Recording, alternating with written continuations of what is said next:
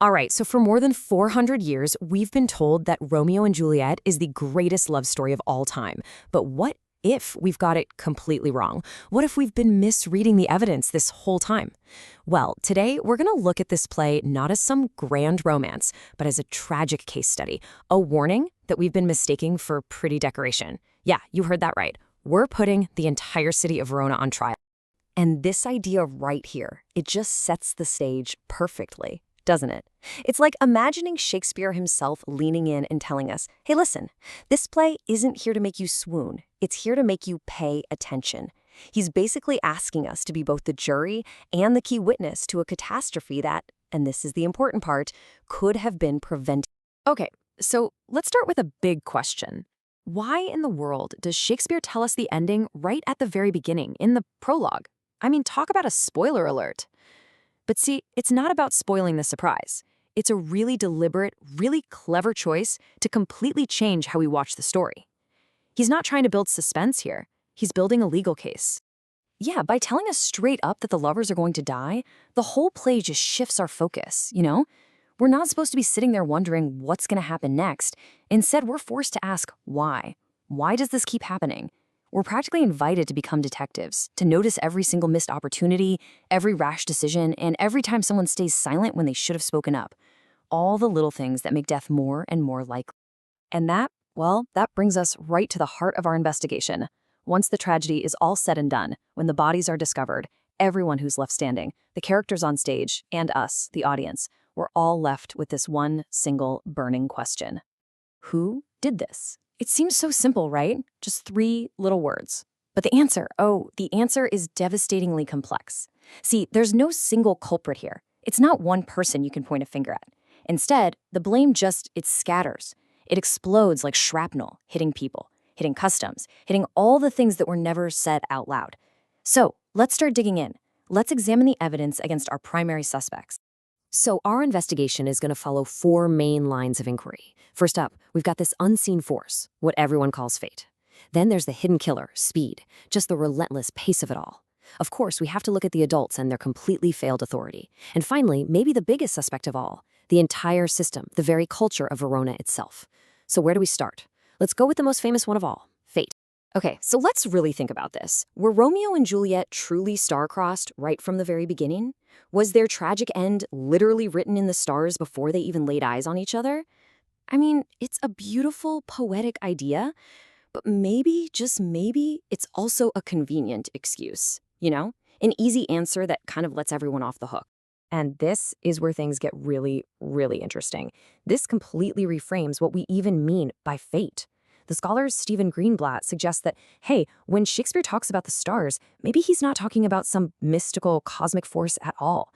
Maybe he's just using the language of his day to describe the immense social and political pressure, you know, the feud, the family honor, all of it, that was already crushing down on these 2 kids before they even said hello.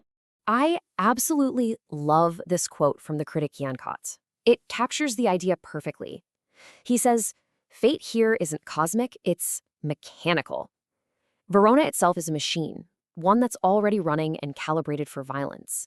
Its gears, family, law, honor, they were already grinding towards a collision. Romeo and Juliet's love never stood a chance. Not because it wasn't strong, but because you can't change the machine from the inside. The machine just crushes you.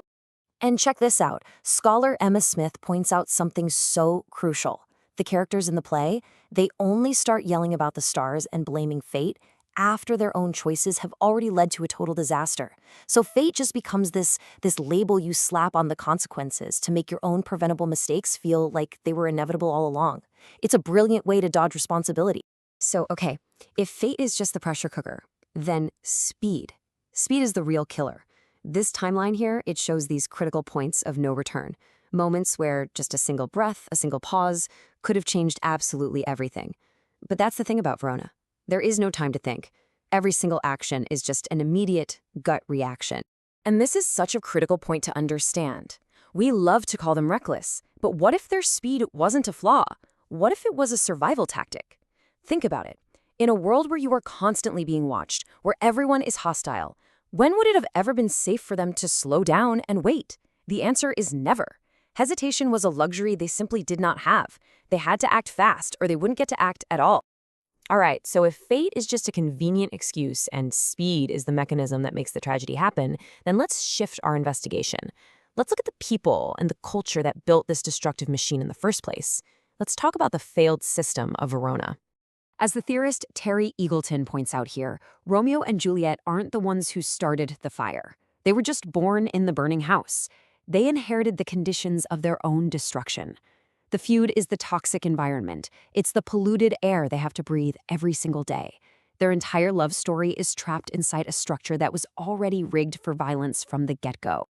And, what's really tough is that even the so-called good characters are part of the problem. Take Friar Lawrence. He totally means well, right? But what's his solution? Secrecy, not confrontation. He helps the lovers hide instead of challenging the broken system that's forcing them into the shadows in the first place. He's basically in disaster management mode, just treating the symptoms of Verona's sickness instead of trying to cure the disease itself. And this right here, this gets to the absolute heart of why the system failed. We always ask, why couldn't they just tell their parents? Well, because in Verona, authority doesn't want to listen. It just wants to be told it's right. It demands affirmation. If you're honest and your honesty contradicts what a parent wants to hear, you're not rewarded. You're punished. It's seen as rebellion. So, what do? Silence and secrecy become your only survival strategies. And the irony in all of this is just devastating. You look at the adults with their ridiculous public brawls and their fragile pride, they're the ones acting like children. They're impulsive, they're destructive.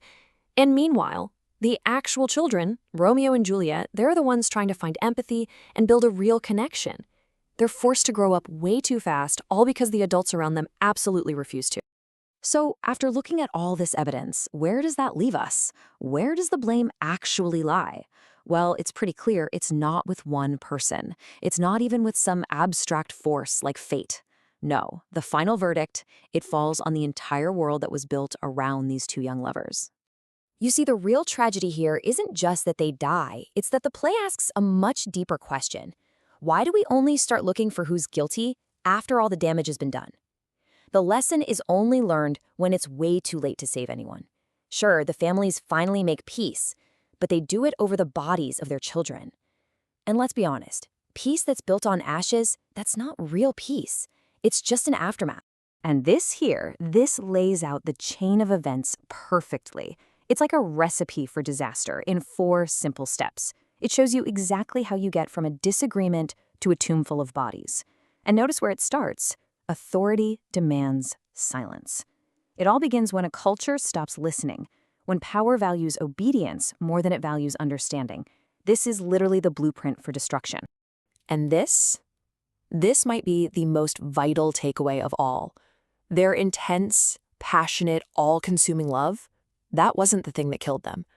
Their love wasn't the problem. It was the evidence of the problem. It was a symptom of a world where everything else, family, safety, community, you name it, was completely poisoned. Love became their only refuge, their only escape, because every other door had been slammed shut and locked.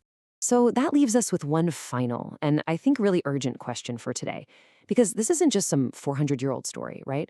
It's a pattern we see again and again. The play is asking us not just to diagnose what went wrong in Verona, but to turn that lens on our own world, to ask ourselves what systems, what silences, what demands for blind obedience are still forcing love into dangerous corners.